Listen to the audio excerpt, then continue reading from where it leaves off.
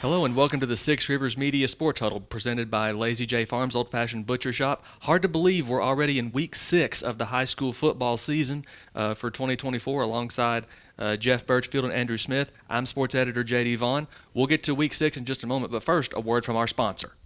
Lazy J Farms has been raising the finest cattle and all-natural pork for 3 generations on the family farm in Fall Branch. Their blonde Aquitaine herd offers a leaner, healthier, and more tasteful beef. And the butcher shop is local, farm to table, and 100% authentic. This is the way your grandfather shot for me, with steaks cut to order, quality assured, and ready to ship to your door. Open Thursday through Saturday on Bloomingdale Road in Kingsport. Come see us. Well, it was kind of a tough week for some local Northeast Tennessee teams, especially in Region 1 6A. Dobyns-Bennett, Science Hill, West Ridge all come up short this week. Science Hill, of course, with the game of the week, Jeff, drops a heartbreaker to Maryville, 23-17. Dobyns-Bennett falls behind 21-0 at Asheville before coming up short 21-14. Dobyns-Bennett still winless all time in the state of North Carolina, unfortunately. West Ridge goes to William Blount, loses 53-13. So the undefeateds in Region 1 6A, Science Hill, Dobyns-Bennett, and William Blount, of all teams. Not to mention, William Blount is going to Science Hill this week. We'll get to that game in a minute. But first, Jeff, I know you were at Bristol this weekend, but just that Science Hill game, so close for the Hilltoppers. Yeah, I talked probably a couple hours to Trey Williams, who was actually at the game, covered it for us on Friday night. And just Science Hill, I mean, it was a very similar situation to the ETSU North Dakota State game, in the college ranks just a week before. And we mentioned that last week at Science Hill, we felt like could compete with Maryville. And they not only competed with them, come within 3 seconds of beating them, last week. I mean, Maryville scores a winning touchdown, Price Davis, with 3 seconds to go after an 87-yard drive to win that game.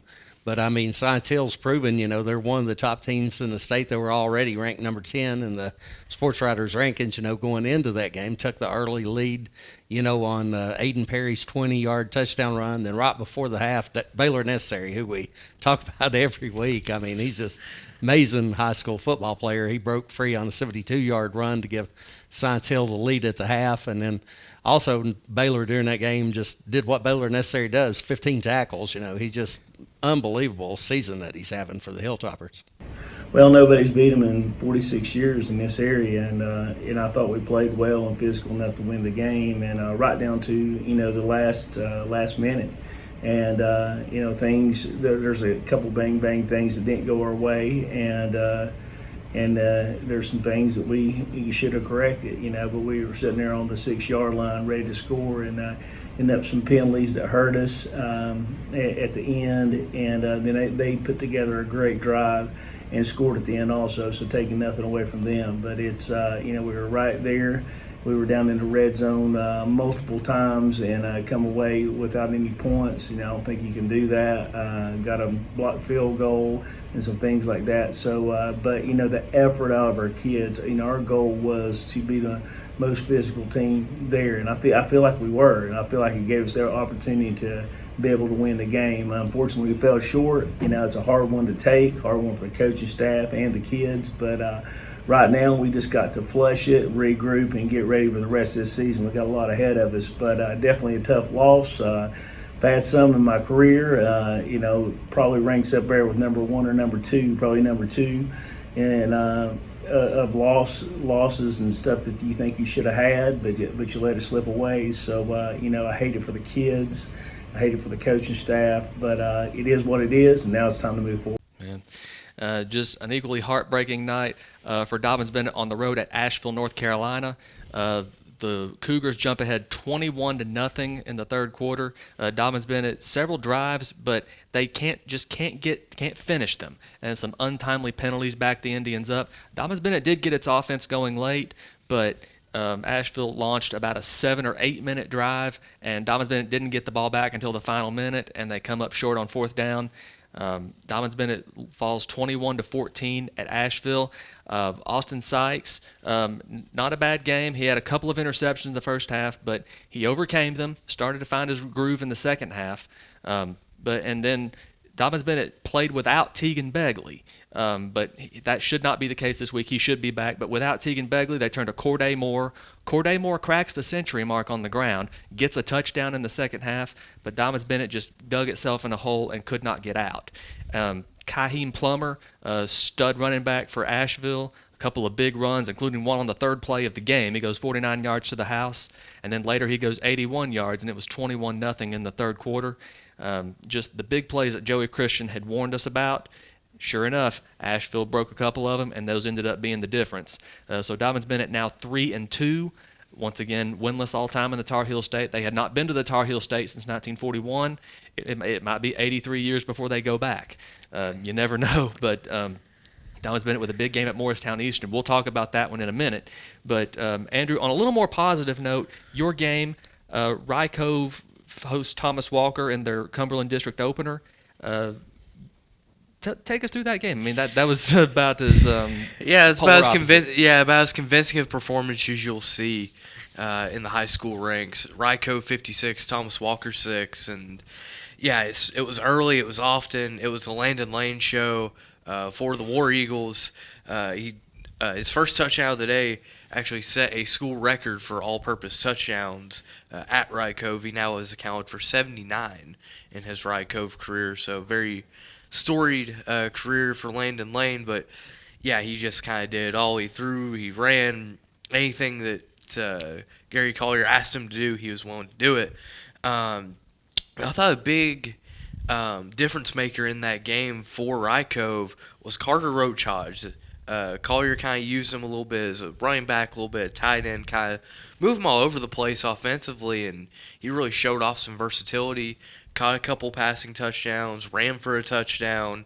Really strong game from him, and I think just overall, as the Eagles put up 42 points in the first half, kind of left us without much question fairly early in how that game was going to go. They were extremely balanced the entire night. They passed for 224 yards. They ran for 273 as a team. It was just a very strong, convincing win.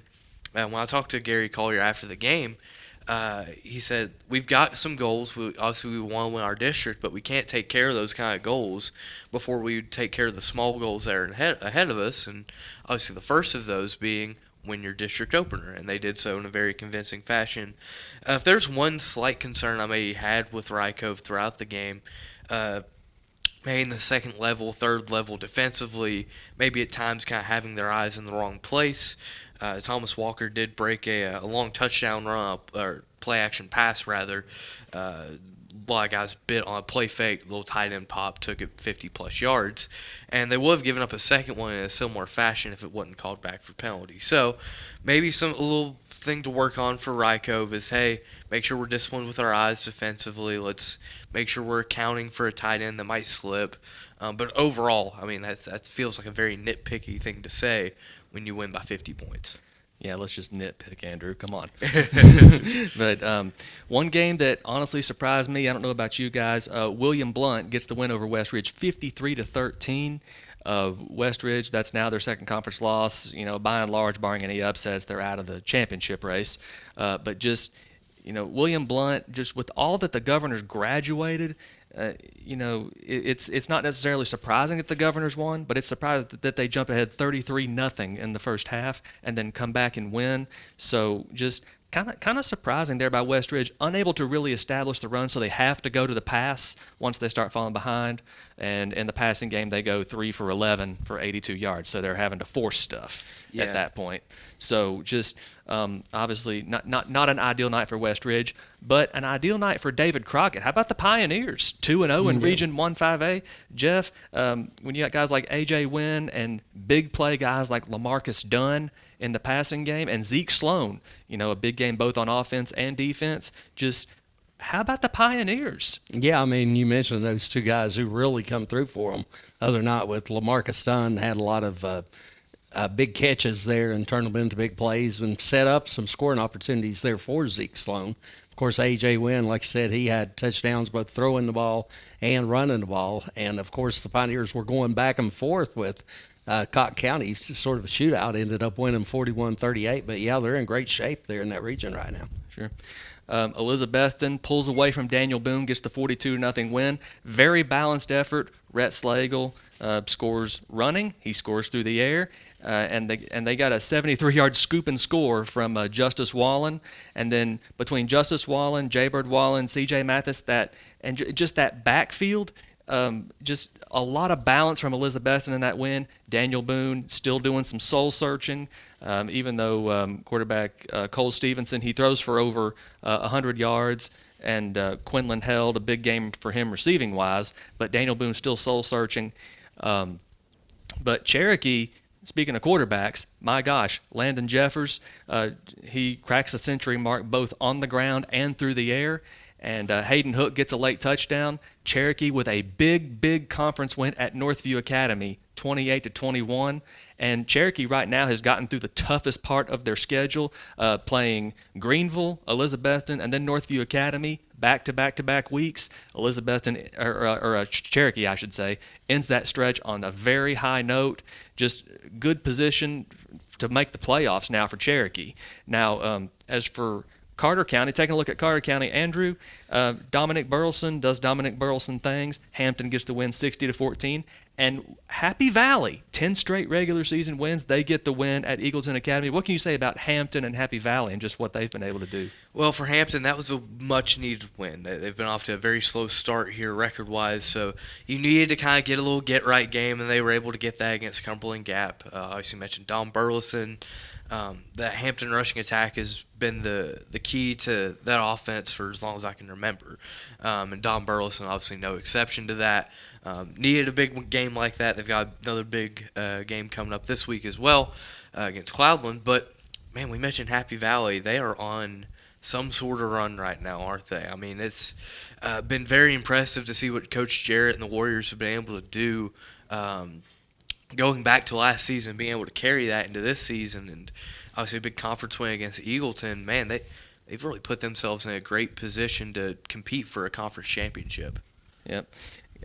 Big plays by Jamie Esterline and Ron Paul Parker and, Gabe McDougall this past week. It's nothing fancy, but it's so effective for Happy Valley. Just an incredible run by the Warriors so far, the undefeated Warriors, and we know Jeff is really proud of his alma mater, right? Well, the thing is, Andrew talking about the rushing game. Happy Valley, they've had one game this year where they didn't even throw a pass. Yeah. So you're looking at they're definitely predicated on the run with this offense. Yep. Speaking of the run, Walker Hillman of Gate City, he has a hat trick, goes for 191 and 3 touchdowns. Gate City gets the win at Marion, 34-0. Freshman quarterback Zane Reed goes 7 of 12 for 107 yards with a touchdown to Jackson Jones, of course. An all-around solid effort by Gate City, gets back in the win column this past week. Gate City with a big district game this week against Union. But right now we're going to take a quick break and get a word from our sponsor, Lazy J Farms Old Fashioned Butcher Shop. But we'll be right back with this week's games. Stick around. The Lazy J Farms Tailgate Box offers great value all season long. Get 40 pounds of meat for only $116. That's 5 pounds of beef patties and 3 pounds of chicken breasts, 1 pound of thick cut bacon, 3 packs of premium beef hot dogs and 2 packs of Chicago dogs, and 4 pounds of thick cut pork chops, all for $116 at Lazy J Farms Butcher Shop in Kingsport. Visit us online at lazyjbeef.com. All right, our Week 6 game of the week, 2 local teams. West Ridge goes on the road to David Crockett. Not a conference game, but a statement game for both of these teams. Andrew, West Ridge looking for redemption. David Crockett looking just to keep going what they've got going. Right now, first place in the conference. They're stepping out of conference play. Just how big is this game for both teams? It's big. Obviously, you don't want to maybe put too much emphasis on it because it's not a conference game, but overall, it can be a game that can really build momentum, create momentum for both sides. We talked a lot about that West Ridge-William Blount game. Last week I talked about how if you're West Ridge, you don't want to become one-dimensional. You don't want to pray that Trey Frazier can go make plays with his arm, and that's all you can get going. But that's what William Blount made him do last week. Proved to be a very one-dimensional evening down Blount County for the Wolves. But overall, I think if West Ridge is able to establish the run, they have a good shot here, which I think you can say that about a lot of different teams in different games. If you establish a run, you can win the football game. But I truly think that's going to be a big key for West Ridge is how well they can run the ball. And obviously, you don't want to get caught looking ahead to next week because they'll have Science Hill the week after. But don't want to look ahead. Big game with the Pioneers here. Meanwhile, David Crockett, you've still got the talented A.J. Wynn. 3 total touchdowns last week. Just a very strong evening from him last week. And, yeah, last year was not a particularly good game. West Ridge won 43-7. They're in Bluntville. They come back to Jonesboro for the first time in a couple years this year. But in last year's game, Trey Frazier, over 190 yards passing, over 100 yards rushing, 5 total touchdowns. Oh, that was just the first half. Yeah, Trey Frazier had himself a game in this matchup last year. Can the Pioneers stop Trey, or at the very least slow him down? He's the kind of guy that it's hard to fully stop him. Maybe you can kind of take a look at the game film from last week. Maybe mirror what William Blount was able to do defensively. You might be able to have some success in that way. So, yeah, it's going to be a big game for Crockett, a maturing team, still a lot of sophomores on that team, but they're starting to really gel. They've now played a lot of football together up to this point in the season. It should be a very intriguing matchup. Well, and unfortunately, that turned out to be Trey Frazier's final game of the 2023 season before he suffered a season-ending injury. But Trey Frazier doing good this year, and we're so happy to see him back. It's a big game for him, big game for the Wolves this week. Speaking of big games, Dobbins Bennett looking for a little redemption this week, going on the road to Morristown East. The Hurricanes 2-2, 0-2 in conference play, but those losses were both by 1 point each. They lost to William Blount by 1 point, lost to Jefferson County on the road by a point. So right now, the Hurricanes are playing for their lives as they go up against a Dobbins Bennett team that, of course, is 2-0 in conference play. So, this is a big game for both teams. And how much is the rain going to be a factor? That's going to be the case at a lot of places this Friday. But with this game between Dobbins Bennett and Science and Morristown East, just how much is the rain going to factor into this game? But more than that, it's about Dobbins Bennett not falling behind early, and it's about keeping their eyes on Caleb Billings, the left-handed quarterback who did not play, was injured against Dobbins Bennett last season. So Dobbins Bennett has not seen him. And Joey Christian has a lot of respect for the Hurricanes offense. Honestly, we're facing a much improved Morristown East football team over last year, and really week to week I see improvement in them. We're all just a much better football team, much better program. Got a lot of respect for him, the way he's run that program, the way that he's developed that program. Like you said, they're really about 3 plays away from being 4-0, and quite honestly should, through 2 interceptions against Jeff County in the first half last week in the red zone. Either one of those goes for a touchdown, they win that game, and then the William Blount scored late to go up on them right there. So they were ahead with less than 5 minutes left to go in that game. So they should be 4-0. I still say the success of us is the offensive line. I said it before the year. Those 5 guys, Baker Carell and now Cooper Reed. But Eli DePew, we had him before, but Will Ford and Tyler Grizzle and Javon Graves, they can't, don't, and won't ever get enough credit for what they've done and how they've been able to, take over games at different points in time. Really, most every game, even Greenville, we was able to really move the line of scrimmage and make some things happen in there. At different times. So those are the guys that just never get the credit, but they're the ones that's working always out. So Dobbins Bennett on the road at Morristown East. Another conference game happening right up here in Johnson City, a big one. A battle of 2 undefeated teams in Region 1-6A. Science Hill 1-0 in the conference. William Blount 2-0 in the conference. Jeff, it's another big game for Science Hill, a game that could have easily been overlooked, but Science Hill can't overlook these guys now if they want to win the conference. No, definitely not. I mean, we talked about how impressive William Blount was, with their big win over Westridge. And then also, like you mentioned earlier, they got the 1-point win over Morristown East, and they got Jackson Dabrowski, who's, now playing quarterback, played wide receiver for them last year, proven to be quite the offensive weapon. Then they've got a couple of good running backs in Aiden Klein and Darius Brooks, and then they got Jaden DeHart, who's a transfer from Alcoa out there at receiver. So you know the type of athletes that Alcoa produces year after year after year. And then looking on the other side of the ball, that defense really led by their middle linebacker Tristan Query there. I know he's guy that really makes them go. But, I mean, they're good at all levels of the defense. But, I hate to say this for the Governors, but I think they're going to get impeached on Friday night against the Hilltoppers. You've waited all your life to say that, haven't you? Well, I was telling you earlier that while we were on break that the Hurricanes you'd think would be able to handle a little rainy weather also. Okay, Jeff is like the Arnold Schwarzenegger of bad puns over here. But a couple of rivalry games going on in Carter County. Andrew, Cloudland goes to Hampton. Unaka, winless, goes to undefeated Happy Valley. So just a couple, but you can throw the records out the window because this is Carter County football, baby. Oh, absolutely. It's going to be a couple very intense environments in Carter County this week. I'll start with that Cloudland-Hampton game. It's a game that has traditionally been tight, but the series overall controlled by Hampton, especially as of late. But if Cloudland's going to get the Bulldogs this year, I really like their chances. This is a very strong Cloudland team yet again. They've really shown that they can stop the run very well, which playing Hampton, as I talked about earlier, you kind of need to be able to do that.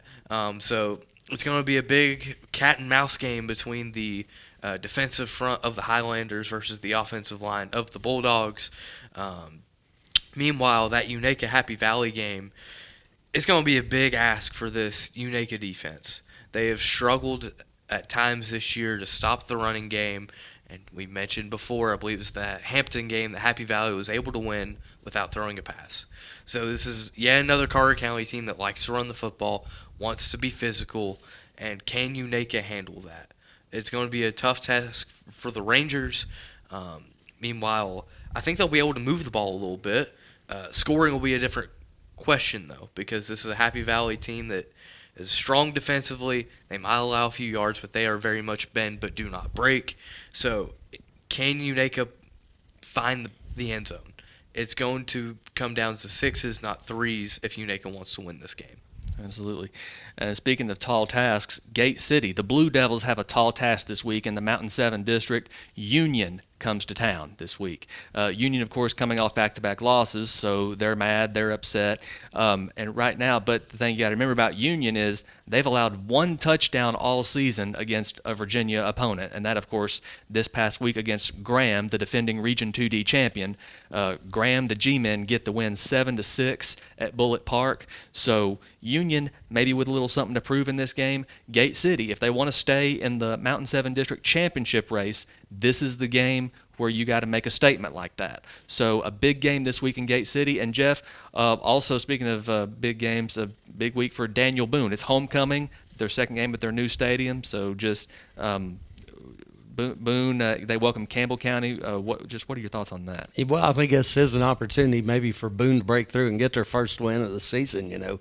Said of Campbell County comes in there 1-4. And then, of course, Daniel Boone, like I said, they're still looking for that first win. But they've showed some improvement. They were playing Elizabethton pretty tough in that first half. The game ended up getting away from them, in the second half. But, for a while it was close. And then I think Elizabethton pulled out to 17-0 halftime lead. And then in the second half, had some opportunities, obviously, where they were able to take advantage of. But, we've mentioned Cole Stevenson before. He's a kid that's a sophomore, but, you see him continuing to grow in that quarterback position. Yep. And so back to Southwest Virginia, obviously the big conference game in Gate City. Rye Cove is on the road at Castlewood, of course, in Cumberland District play. Twin Springs goes back home. They welcome Cumberland Gap, Tennessee. So that's a look around the area for Week 6 of the high school football season. I want to thank Andrew Smith, Jeff Birchfield alongside me, and I also want to thank Lazy J Farms Old Fashioned Butcher Shop for making this all possible. We'll catch you next week. Lazy J Farms has been raising the finest cattle and all-natural pork for 3 generations. Our blonde Aquitaine herd offers a leaner, healthier, and more tasteful beef that ships from our store directly to your freezer. This is the way your grandfather shot for meat, only now we wrap it, seal it, and send it right to your door. We have plenty of options to pick from, and they're all fresh and natural. Just visit our website at lazyjbeef.com and choose your package. We'll get it straight to you.